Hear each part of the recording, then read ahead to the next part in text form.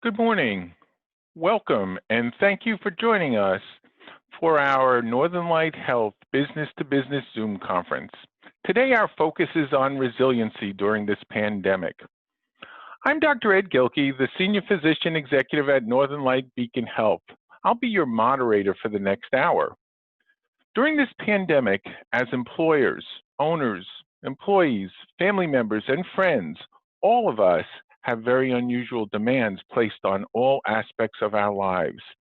We're learning and following new rules, sometimes daily. We're reinventing our lives with new limitations, and we've done this all multiple times. What enables us to do this is resiliency. Today, we want to talk with you about various ways to look at resiliency.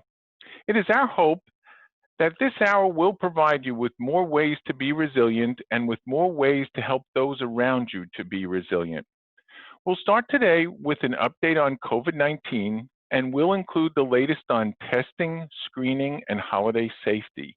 Next will be a deep look into resilient people and the secrets to their success. A COVID vaccine is on the near horizon, and we'll take a deeper look into the science to help you understand what's coming. Then we'll put a face to resiliency with a personal profile. We'll round out our session by taking a look at anticipating and supporting mental health, including coping with holiday stress. With Halloween just around the corner, I feel compelled to assure you that today's session will only be a little scary. Our panelists today are Dr. Jim Jarvis, Medical Director for Clinical Education at Northern Light Health and our COVID-19 Response Incident Commander Medical Leader. Elizabeth Clayton, Wellness Specialist at Northern Light Health. Dr. Rebecca Gass, Lead Physician for Infectious Disease Professional Services at Northern Light Eastern Maine Medical Center. Umaya St. Clair, Employee Assistance Program Counselor at Northern Light Workforce. Before we get started, I will read our legal disclosure. The coronavirus pandemic is an ongoing, continuously evolving situation. Northern Light Health encourages everyone to follow federal and state governmental guidance and mandates. Northern Light Health does not know the particulars of your situation, so the information presented today is general in nature and is based upon Northern Light Health's own experience, which may or may not apply in your specific situation and which may be revised as we learn more about the coronavirus. Accordingly, following any guidance Northern Light Health presents today in no way guarantees that you, your employees, and/or your customers and clients will not contract or spread the coronavirus. A reminder, this hour is for you. If at any time you have a question for one of our panelists, please use the chat function. I'll keep track of your questions and have our speakers respond. Also, I hope each of you will take a few minutes immediately following our hour to answer our quick 5-question survey. Your input directly affects our topics and helps guide our future conferences. Let's get started. First, our panelists will share useful information from their areas of expertise, and then we will have questions and answers. First, Dr. Jarvis, thanks for spoiling us once again with your up-to-date knowledge about COVID-19. What's the latest, Jim? Well, thanks, Ed. I hope I don't spoil everybody's holiday events, but we will talk a little bit about things you can do to protect yourself. But first, let's talk a little bit about COVID. The first thing to talk about is that we're starting to see cases on the rise again. I've been asked multiple times, is this that second wave they keep talking about? And I can't answer that. I can't tell whether or not this is a second wave or if this is what many of us have predicted, that until we have an effective vaccine that's readily available and used, that we're going to continue to see spikes and valleys of COVID cases. Certainly when we look at particularly Europe, it looks to be like they are having a second wave because their volume of cases is getting close to where they were in the initial phase of this virus. And across the country, we're seeing the same kind of thing happening in particular areas. The concerning thing for those of us in Maine is that those spikes in the United States seem to be occurring now in rural locations and in states that mirror Maine very well. So North Dakota, Idaho, and then we see places like Wisconsin and Ohio, which have large areas of rural as well as big urban centers, where the number of cases that need to be admitted to hospitals is so great that they're now putting up together their alternative hospital sites. And we haven't seen that here yet in Maine, but we have seen some case rise in the state of Maine. The other concern, of course, is that influenza season is looming. And so we need to try to avoid that twindemic that people describe, where we have cases of COVID and cases of influenza both circulating within our communities. And because it's very difficult to tell the difference between those based on symptoms alone, it means we'd have to do further testing to try to determine who has COVID, who has influenza, or worse, who has both of those. So that's very concerning, and it means that we need to remain diligent in doing all those good things about doing our social distancing, wearing our face coverings when we're outside our own household, and doing excellent, excellent hand hygiene. Next slide, please. So questions about testing. Good news is that in the state of Maine, we have seen a testing capacity increase. However, we still see 4 to 5 day turnaround times, particularly for that state-ordered test, and then for some of our private testing as well. One of the concerns we continue to be challenged with is supply chain, and Northern Light is no different than any other organization in that endeavor. And so, we do continue to worry about what happens if that next shipment does not arrive. Will we be able to keep up with the tests that we need to perform, particularly in clinical situations, those with symptoms? Newer tests are currently being deployed. In fact, the federal government has purchased 150 million of a rapid test that the state of Maine has been issued quite a number of. The problem is those tests are not to be used for asymptomatic individuals. So it can't be used for things like when you return from a trip to a state that does not have an exemption right now. Or if you had one of your employees who tested positive, you couldn't use this test to test everybody else in your employment to see if they also were infected. And so that becomes the limitation of using those. But they will be useful, and you will be hearing more about those in no doubt as we head into November. For Northern Light, I put on the website there that can help you to coordinate testing either for yourself, your family, or for your business, depending on what your particular needs are. Next slide, please. So let's talk a little bit about how things are going to happen in the next couple of weeks. Next week is Halloween. This graphic here is available to you on our webpage, and this is some things that we've just talked about in order to keep people safe during the Halloween season. We recommend that really door-to-door trick-or-treating is not the best thing for us to be doing now. As you do not know who has COVID and who doesn't, that door-to-door interaction, particularly in close contact, could be a way that we could spread the virus. Many of our communities around Maine have already said that they do not recommend or have flat out banned door-to-door trick-or-treating. So think of other ways that you can enjoy the holiday season. Have a virtual pumpkin carving contest. Have a virtual costume contest. If you do want to, within your own neighborhood, to do some trick-or-treating, we recommend that you try to keep it so that people aren't in close contact. Some clever ways of doing this is to have individual wrapped candies out on a table where a child can take one at a time and remain 6 feet away from the adult that supervises that, so that one child doesn't take all of the candy off your table. Some other clever things that I have seen is that people have developed a chute out of PVC piping that's 6 feet long, where they could drop a candy in at the top and it would slide down into the kid's bag at the bottom. So trying to do those kind of things.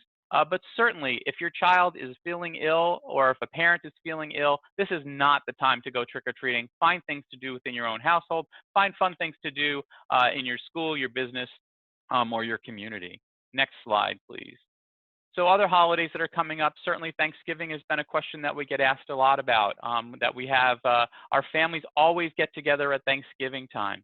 Well, this might be the year that you really don't want to do that. You may want to consider having a virtual Thanksgiving. Not the same, certainly doesn't get that same family feel, and we can't share the same foods together, but it may be safer, particularly if you're one of the people that are in a high-risk category, that you're over the age of 60, that you have heart disease, lung disease, cancer, high blood pressure, or obese. These are the things that put you at higher risk. If you are going to travel for the holidays, think about pre-planning how you're going to do so. While we do feel that air travel is safe, you will be in a confined space. There will be people who are not within your household who will be close to you.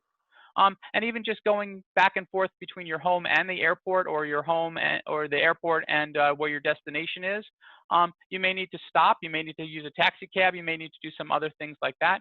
And then the airport itself, lots of people get congested into an airport, so please, please, please make sure you're wearing your face covering and doing that social distancing.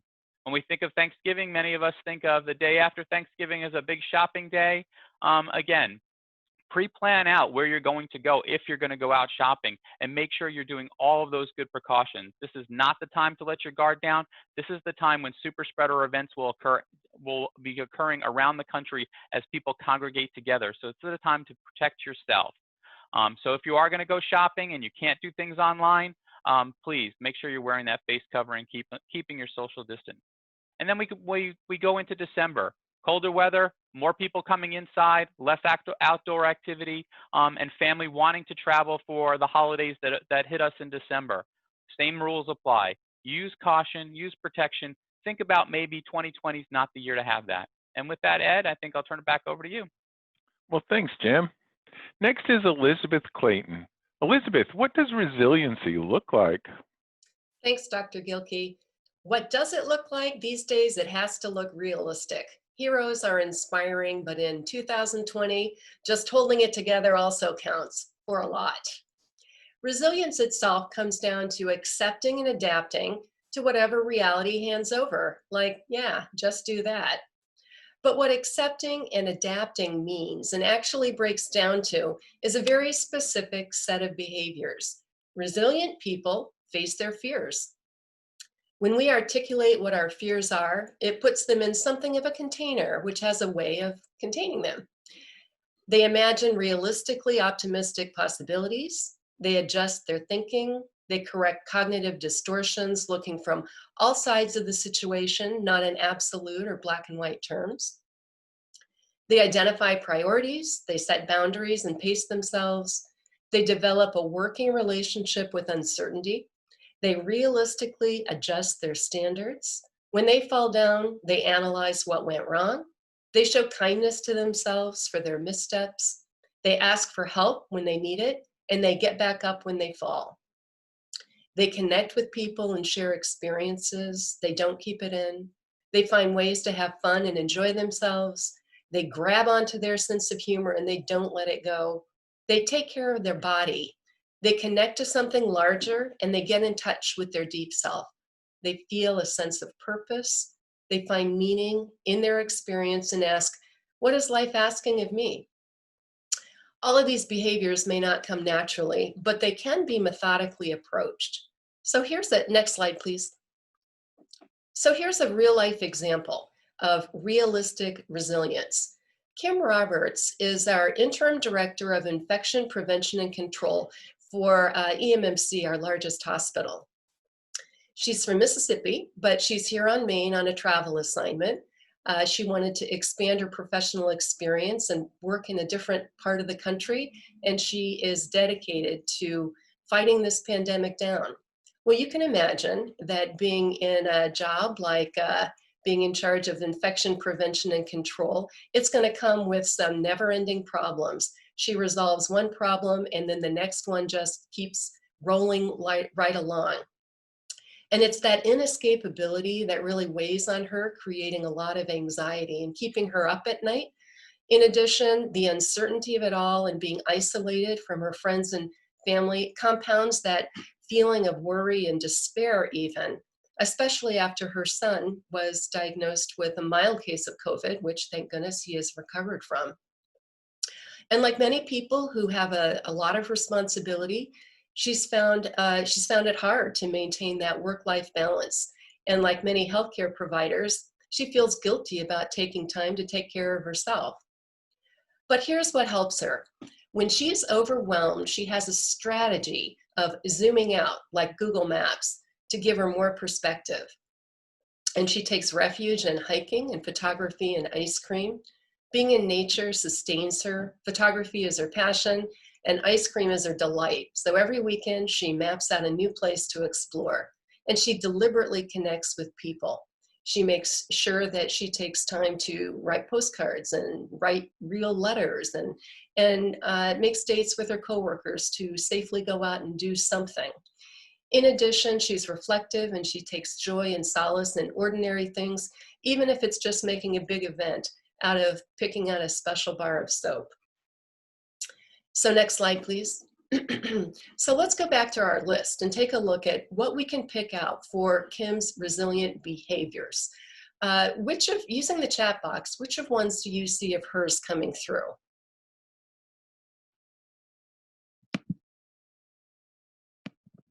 Anybody have any ideas? I'm going to move my chat box out here so I can see it.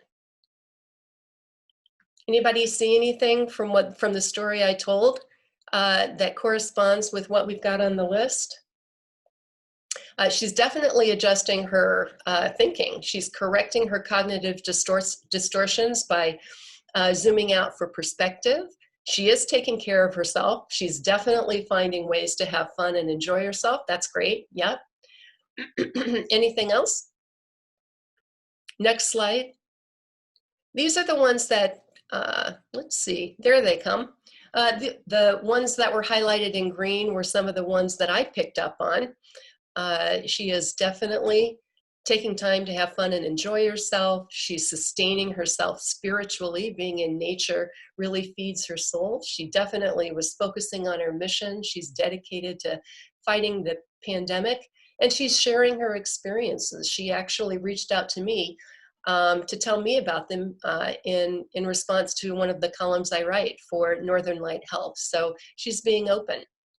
That's what realistic resilience is all about. She's realistic. She is struggling, but she's also sustaining herself. Well, thanks, Elizabeth. Sure. Dr. Gass, I always appreciate your input at the COVID-19 meetings we have at Northern Light Health. I learn a great deal from your comments. The science of this virus and the development of vaccines is fascinating and complicated. Help us to grasp what's going on with the vaccines. Dr. Gass? Thank you very much, Dr. Gilkey. So I'm going to give you all a crash course in vaccines this morning. So let's start with how vaccines work. When we get an infection, our immune system responds to the germ by making antibodies and T cells that then attack the germ and help us recover. And we're left with an immune memory, so if we ever see that germ again in the future, our immune system is ready to go and help protect us. So what a vaccine does is it works by training the immune system to recognize and combat the germs without actually having to have an infection. What we use is pieces of the germ called antigens. Those are used in the vaccine to trigger the immune response, the antibodies and the T cells, and those are retained in our immune memory so that when the germ comes along in real life, those antibodies and T cells are primed and ready to go to attack the germ and prevent disease, and in some instances, even prevent infection. Next slide, please. So it usually takes 10 to 15 years in the past to make vaccines. The fastest one we've ever made before this pandemic was the mumps vaccine, which took 4 years. It's usually a very expensive step-by-step process, and more than 90% of vaccines never make it to market. So I think we've all heard the term Operation Warp Speed, and I think it's brought up some fears in people about perhaps this process is going along too fast and safety is being compromised. So I wanted to talk a little bit about Operation Warp Speed to hopefully allay some fears. It's a public-private partnership between vaccine developers and the US government, where the government is putting money in the front end to move forward with vaccine development. And there are basically three parts. Before a vaccine ever gets tried in a human subject, there's often years and years of academic and basic science research. That's already been done for COVID because we've been working on coronaviruses for many years. They're a cause of the common cold. We had the first SARS outbreak in 2002 and then the MERS outbreak in 2012.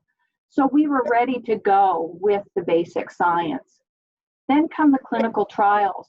Vaccine trials are in 3 phases. The first one, phase 1, a small number of healthy subjects get the vaccine to see it's safe.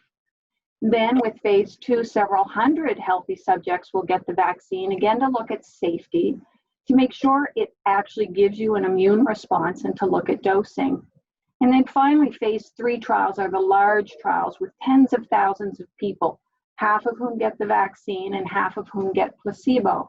Then we follow along to see the efficacy of the vaccine and make sure it's safe in these large subject populations. Instead of these phases coming one after another, with Operation Warp Speed, they're being overlapped and combined. So you'll see reports from phase 1/2 data, phase 2/3 studies. Meanwhile, while all this is going on, and this is really the crux of Operation Warp Speed, is that the vaccine developers are building the infrastructure, and in some cases, they're actually producing a vaccine before it's approved. That way, once we have the science, we have a safe vaccine, and it's approved by the FDA, it's ready to roll out. Those manufacturers whose vaccine doesn't make the cut will put it back on the shelf. Next slide, please. So what Operation Warp Speed basically is allowing us to have good science to produce a safe vaccine. So this just shows the type of vaccines that are generally used to fight viral infections. And they're basically different ways of presenting that antigen. You can use the whole virus, either a dead virus or a weakened virus. You can make the antigen in the lab and use that in the vaccine. The last 2 types are more modern types where basically we take the gene or the blueprint for the antigen, we inject that and it goes into our cells and use our own cellular mechanisms to make the antigen to present to the immune system. And the antigen that most vaccines are using for SARS-CoV-2 is the spike protein. That's how the virus binds to our cells and causes infection. Next slide, please. So at the top is the most up-to-date information on vaccines that are in human trials. There are more than 90 vaccines that are in preclinical development. It's really amazing. I would just like to point out the 6 vaccines that are approved for early use. These are not in the United States. These are vaccines typically in Russia and China where they have been approved before the completion of the safety trials. There's a lot of concern about this rapid movement in these countries with these vaccines, but let me assure you that's not happening in the United States. On the left side, I have the Operation Warp Speed vaccines that are furthest along in the United States. To summarize where we're at with these vaccines, the animal data and the phase 1/2 trials show that these vaccines produce a pretty robust immune response, sometimes even more robust than we see with natural infection. Unfortunately, most of them take 2 doses, 3 to 4 weeks apart in order to do this. As well, it appears that these vaccines are relatively safe. The top 2 vaccines, Moderna and Pfizer, use the new mRNA technology, and they're the furthest along. In fact, their phase 3 trials should be fully enrolled in the next several weeks. They produce an immune response, but they need 2 doses. The side effects that we're seeing from them are fever, sore arm, fatigue. It's often worse after the 2nd dose. The biggest issue with these vaccines is they need frozen storage. The Novavax vaccine is only in phase 2 trials, but I mention it because it seems to have fewer side effects. The 2 viruses that use an adenovirus vector, so that's the AstraZeneca vaccine and the J&J vaccine, are both on hold in the United States. The AstraZeneca vaccine trial was stopped about 3 weeks ago when a participant developed an adverse event in terms of a spinal cord inflammation. The trial was stopped. The event was reviewed by an independent safety monitoring board, and that trial is up and running in every country except for the US again. And the FDA is expected to review and probably restart that trial in the next week or so. The J&J vaccine, which is unfortunately one of the few ones that only requires 1 dose, was stopped last week because of an adverse event, and we know no details. I just want to reassure you that the fact that these trials have been stopped is actually a good signal. It means that the trials are being run properly. When we have an unexpected event, the trial is halted. The independent monitors come in, they review that event, and the trial doesn't get up and running again until it's deemed safe.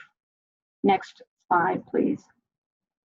So it looks like we'll probably have a vaccine, or at least the data on a vaccine, by the end of this year or early next year. So what does that mean? Well, we want an effective vaccine, and ideally a vaccine works more than 90% of the time, but we're not going to get that with a corona vaccine. Dr. Anthony Fauci says maybe we'll have a 70 to 75% effective vaccine, and the FDA will approve a vaccine as long as it's 50% effective. The next question is, what does effective mean? Does it mean it's going to prevent us from getting infected, which is what we need to stop transmission? Or is it going to be that the vaccine will prevent us from getting seriously ill with COVID-19? Once the vaccine is approved, it won't be available to everyone right away. So there will be an allocation protocol that has yet to be defined. Once it is widely available, we're looking at vaccinating hundreds of millions of people in the United States alone, and probably with 2 doses of vaccine. So the logistics behind that are pretty daunting. We're looking at distribution, storage, having enough needles and vials, even alcohol swabs to do this, having the personnel to administer the vaccine. So although we'll get the vaccine and we'll have our lollipop, I'm afraid it won't be an on-off switch for the epidemic. There's no fairy tale ending here. The vaccine, I look on it as a tool to put in our toolbox with the other public health measures that we know work in controlling this pandemic. That includes hand washing, wearing our masks, social distancing, testing, isolation, and contact tracing, and remaining agile to our response to surges in the community. Well, thanks, Rebecca. Backed by popular demand is Elizabeth Clayton. Elizabeth, introduce us to the face of resiliency. Well, resilience looks different on every single person. Rachel Nobel is a grants consultant with the Office of Community Health and Grants for Northern Light Health. She is the mother of 3 school-age kids. She's working remotely, managing her very demanding job while overseeing her kids' schoolwork. She's doing that on her own because her husband has been called back to work, so he's working on site. And Rachel is an exceptionally conscientious employee and parent, which, like many people, then puts her in the moral bind of not being able to give everything the full attention it deserves. So as she says, excuse me one second, I've got to get my chat box out of here. As she says, I feel like in most things, I'm just hanging on by my fingernails, getting those things that have to get done, and the things that should get done or can get done later or never are being shuttled down the line. It's hard to think that anything can make things better right now. Well, that sounds pretty bleak, but Rachel is proactively doing a number of things to hold herself together, which I got to know about when she submitted a question to Northern Light's Pandemic Parenting Advice column, which in and of itself is a very proactive and positive thing to do. Her question, by the way, had to do with how is it that you calm the clutter? And how is it that you talk to children about distressing things that are going on in the world right now? I also know that Rachel keeps EAP information at the ready, as she says, in case I just decide I can't do it anymore. I know that be flexible is her new mantra. She stretches even for a few moments before getting up and going to bed. And she is taking Zoom piano lessons. And according to her, if she only stretches for 30 seconds a day or practices one song on the piano, she just doesn't punish herself because, as she says, the rest of my life is filled with quite a bit of stress of not getting it all done or responded to or managed well. So stretching and piano lessons are just to give my soul and heart some nourishment and encouragement and courage to face the rest of everything that comes. Next slide, please. So let's go back to our list. What resilient behaviors are you picking up on for Rachel? Again, use the chat box to let us know what stands out for you from her story. What do you see? Anything?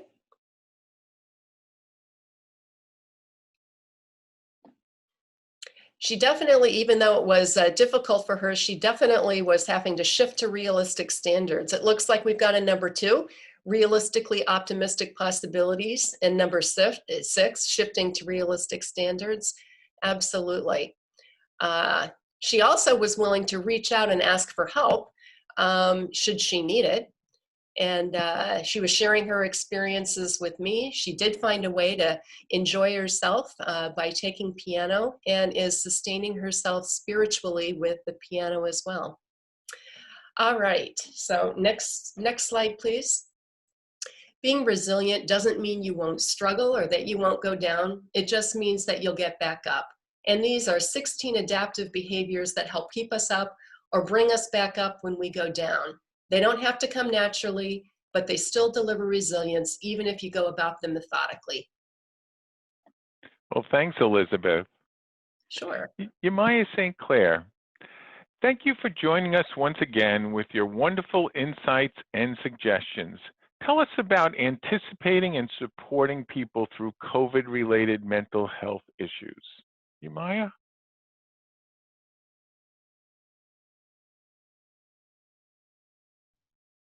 You might be on mute.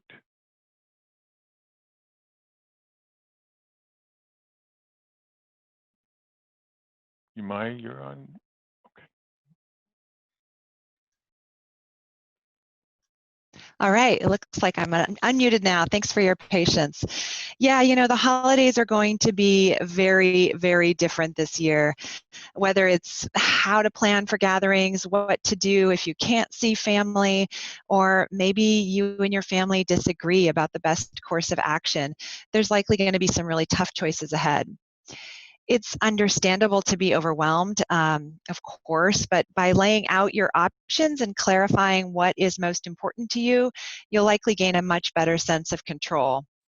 Fortunately, the CDC is also thinking ahead, and they've added these comprehensive guidelines for each holiday.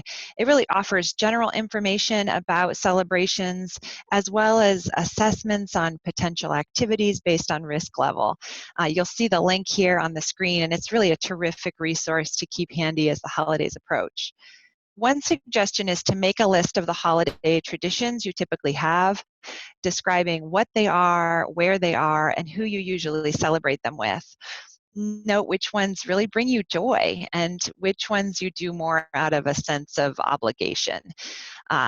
You know, I'm sure many of you on this call know the power of list making. It just really makes everything seem more manageable.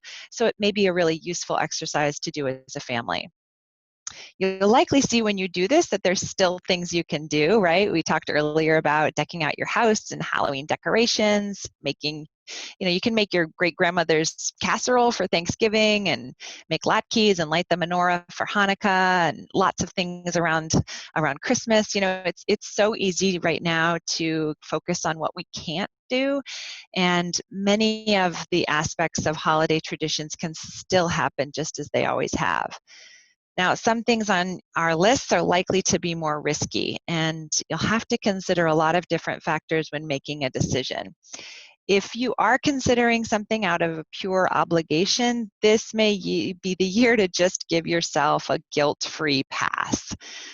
Other activities will be probably very meaningful to you, and you'll have to juggle your desire to go through with them with your knowledge about the risk they pose to you and your community. Example here, you know, a friend of mine, she has a long-standing tradition of traveling west for Thanksgiving to be with her extended family. It's something she and her family really enjoy. But she also has a daughter with severe asthma, and she's determined that her role as a parent to protect her child is more important than protecting her relatives' feelings this year. So she's making alternate plans to celebrate the holidays at home. These are not easy decisions. if after taking all of the risks into account, you decide to skip a holiday gathering, you're going to have to cope not just with your own emotions, but with your family's emotions too.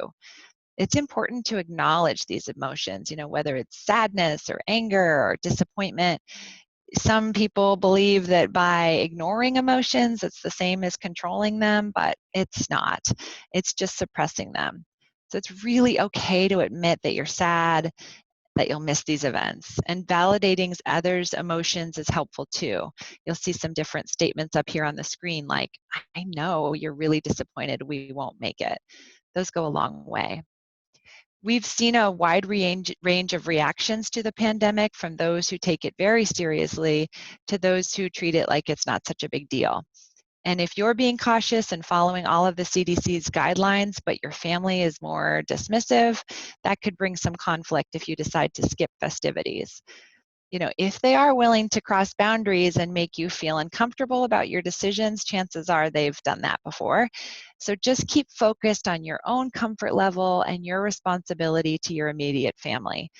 You might consider language like, unfortunately, with all the uncertainty, we're just going to stay home this year. The goal in holiday planning conversations isn't to have a debate about validity of science or why wearing a mask is important. It's to express your boundaries and what's right for you. And your situation could really change suddenly, whether it's a positive test or an onset of symptoms for someone in your family. It's possible that even the best made plans might go sideways at the last minute. So it's helpful to think about these possibilities ahead of time too. Again, the CDC holiday guidelines, they break down activities into different categories for your consideration, and really thinking back to your list, right? If there are traditions that are meaningful to you, but not currently realistic, you might want to think about how could you recreate them, versions of them that really fit the current realities. So if food, for example, is a really meaningful part of the holiday experience and you live in close proximity to family, maybe a socially distanced food exchange. Or for long distance relatives, trading recipes online or sharing a meal together virtually. However you decide to celebrate, remember it's okay to feel bummed about the holidays not being the same as in years past.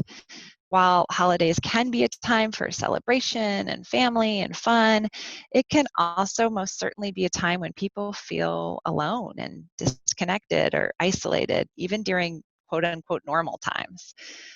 Many factors can cause the holiday blues: stress, fatigue, unrealistic expectations, over-commercialization, financial constraints, and this year, more inability to be with one's community. So some tips for coping with holiday stress, right? We want to just set realistic goals for ourselves and be realistic about what we can and we can't do. And remember that, we don't have to be jolly all the time, right? We can feel sad or lonely. There's room for more feelings than maybe what we see portrayed on television. And, doing something for other people, kind of getting outside of ourselves, maybe volunteering or just reaching out to neighbors and others in need, that can really be helpful. Thinking about what are some free activities, window shopping without buying, lots of different things we can do in that regard. And being really aware that excessiveness, whether it's excessive drinking or excessive eating, that is really going to only increase our feelings of depression. And this is the year to try something new, right?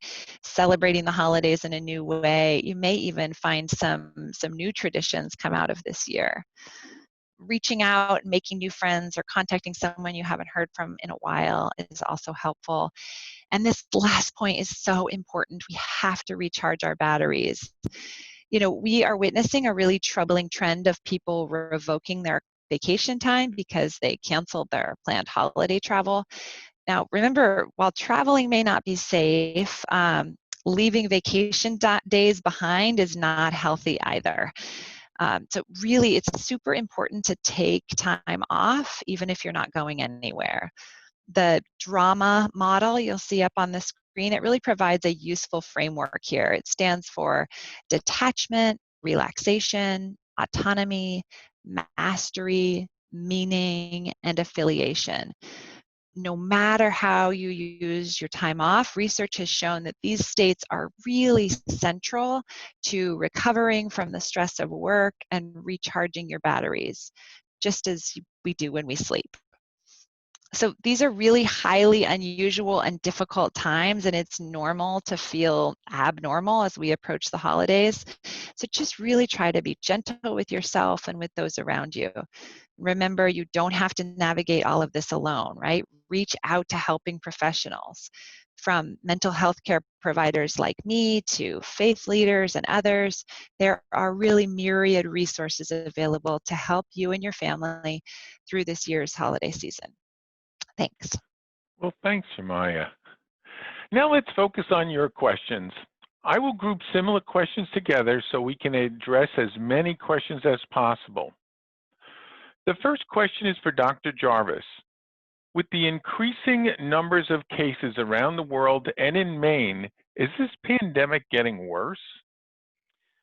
So Ed, I'm not sure if it's getting worse, but it also depends on what your definition of worse is. For those of us that have been dealing with this since the beginning, we have been predicting that this is what was going to happen as the fall weather began.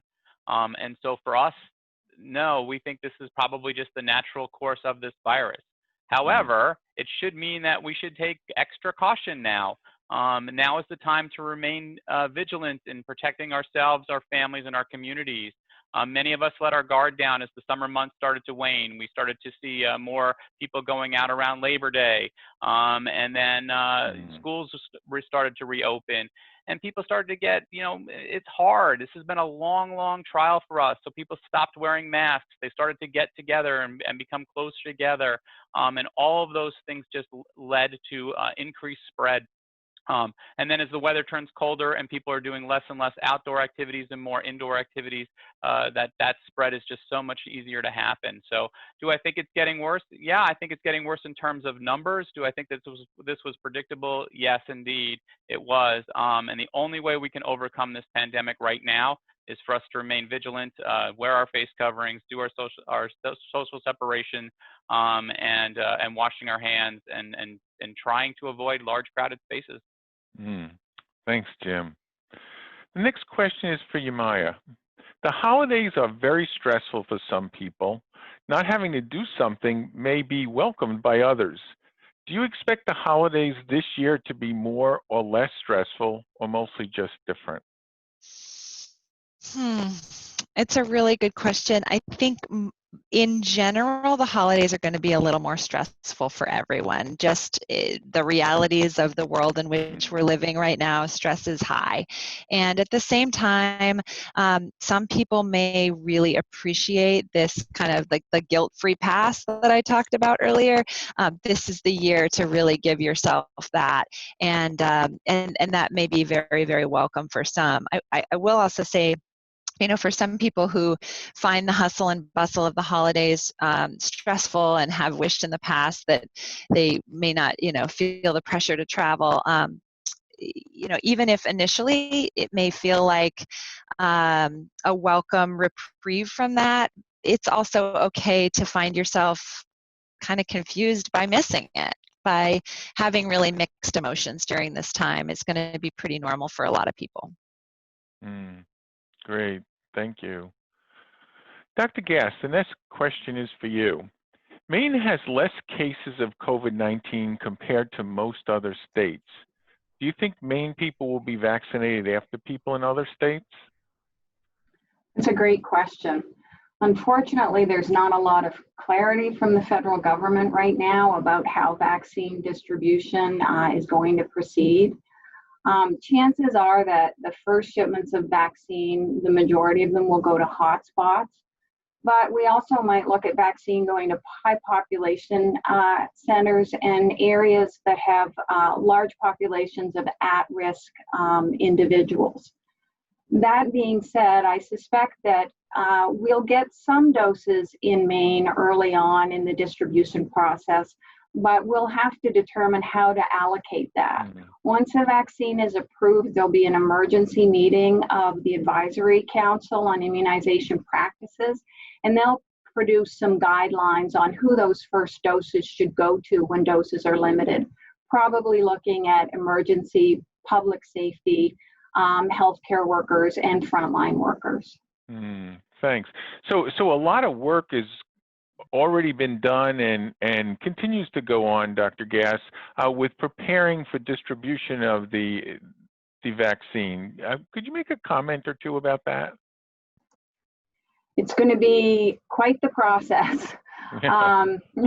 We're working on it at Northern Light and have been working on it for months, even before we had any data on vaccines. We're working on getting our cold storage available because it looks like one of the mRNA vaccines will be one of the first ones approved. We're working on building up our stockpiles of the adjunct supplies we'll need. And we're working on getting our vaccine clinics ready to rock and roll when a vaccine is available. Yeah, so I think that kind of reassures all of us who are involved in this, and we could share that with our participants today, that as a state, an enormous amount of work is going on to be ready to go. So we don't think that our ability collectively to distribute and make this vaccine available, or vaccines as it may turn out, is going to be the rate limiting step. We'll be ready to go. I actually have another question about vaccines, Dr. Gass.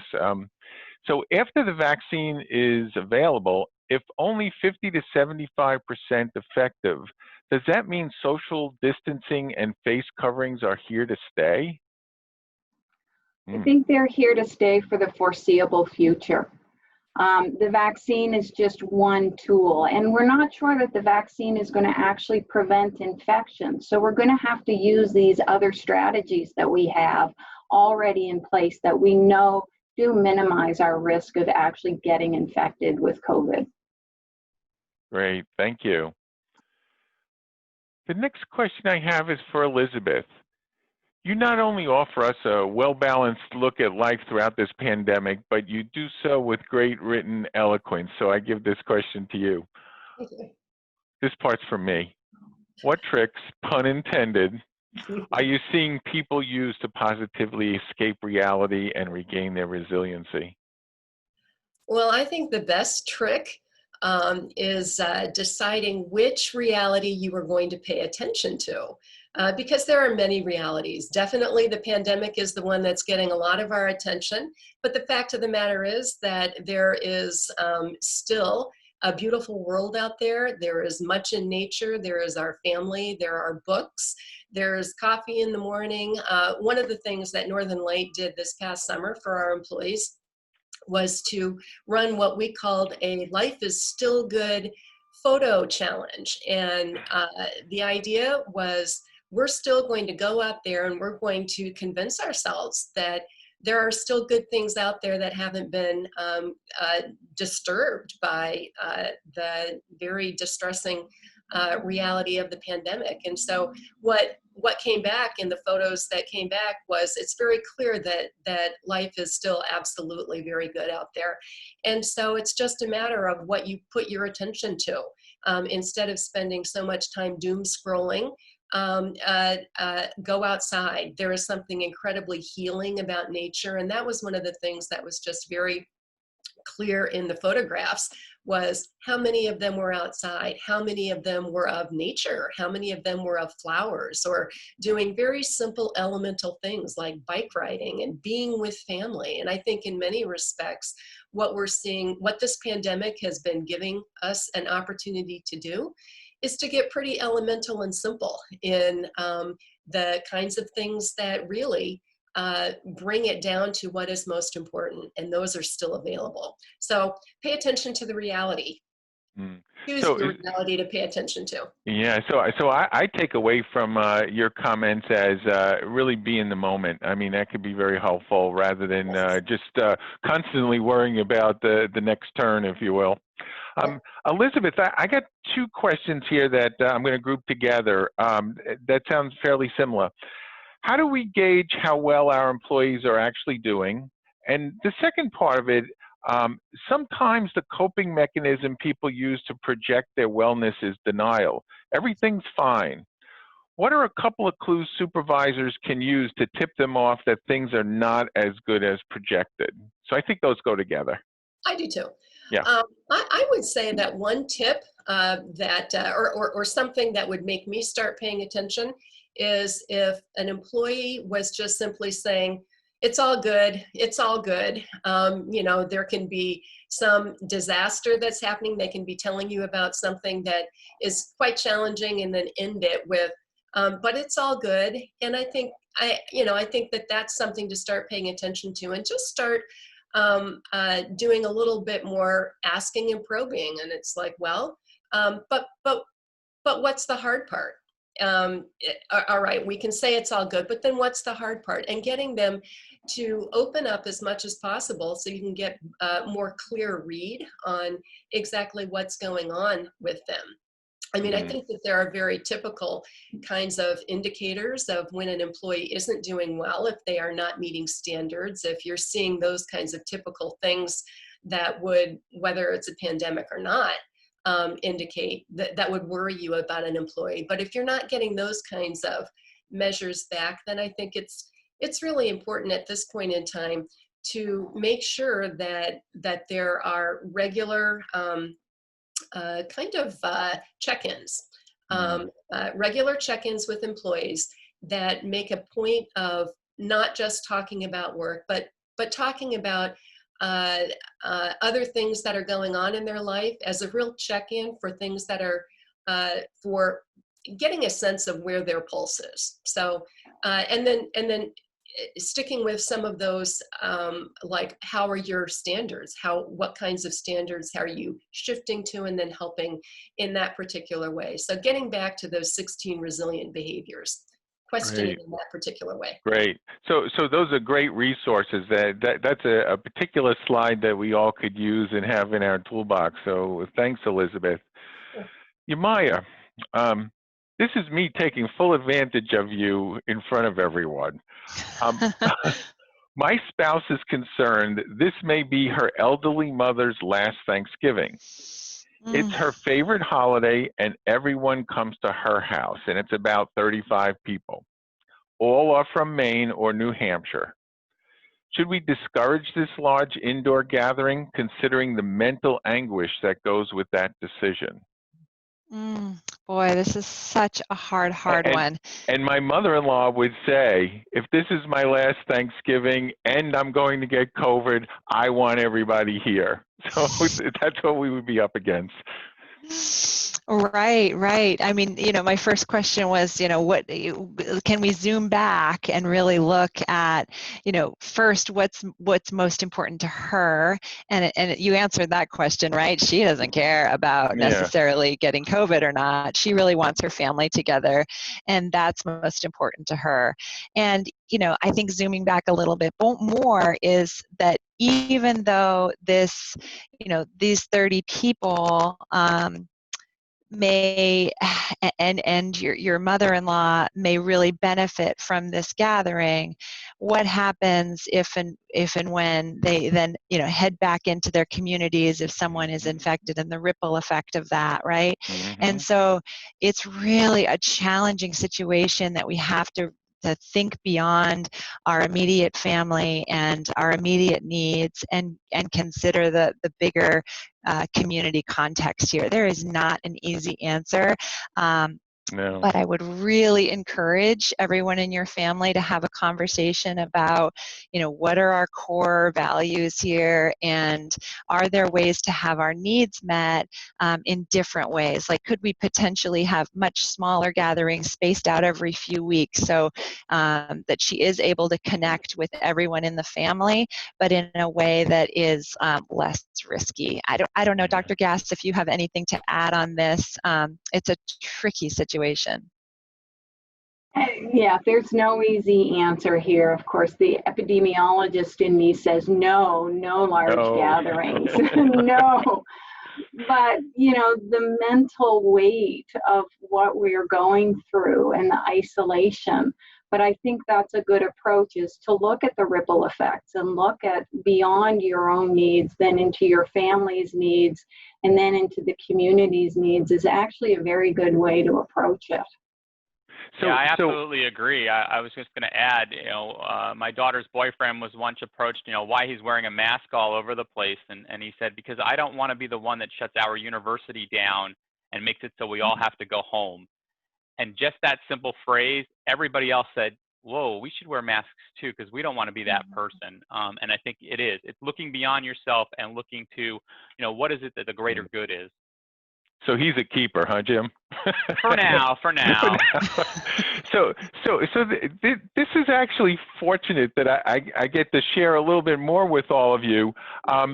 We all know what the clinical answer should be. I mean, it really is clear, and we're all trying to politely get to the right answer here. And we do respect that mental anguish, which I'm going back and forth with my wife, obviously. But my sister-in-law, who is sort of calling the shots on Thanksgiving, and we won't get into the details of why, but it's appropriate, and she's non-clinical.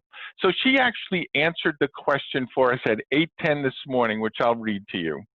Good morning. This is a little Thanksgiving text. Unfortunately, due to all the craziness with COVID, we won't be having our usual Thanksgiving this year. We feel smaller gatherings will be safer for everyone. I know this will make Ray and Noyes, that's my in-laws, sad, but we think it's necessary. And Ray and Noyes lives in the same house as my sister-in-law. You're all on your own this year. Make some good memories, take some pictures.